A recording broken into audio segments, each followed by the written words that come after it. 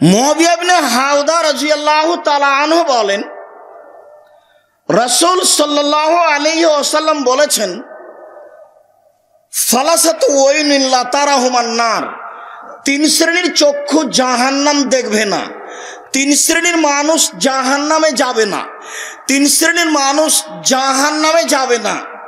এক, বাকাত মিন খাশিয়াতিল্লাহ, ওই চক্ষু যেই চক্ষু আল্লাহর ভয়ে কাঁদে।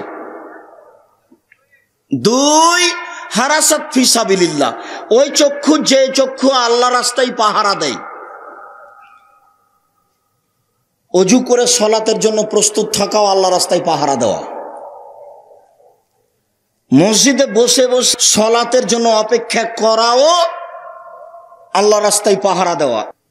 যে কাঁদে এই চক্ষু জাহান্নামে যাবে না, যে আল্লাহর রাস্তায় পাহারা দেয় এই চক্ষু জাহান্নামে যাবে না। অগাজাতান মাহারেমিল্লাহ, অকাফাতান মাহারেমিল্লাহ, বেগানা নারীকে দেখে চক্ষু নিচু করে যে সে জাহান্নামে যাবে না। দেখি এবার তোমার মোবাইলের কি হবে। তোমার লজ্জা থাকা দরকার, তোমার জন্য এসেছি।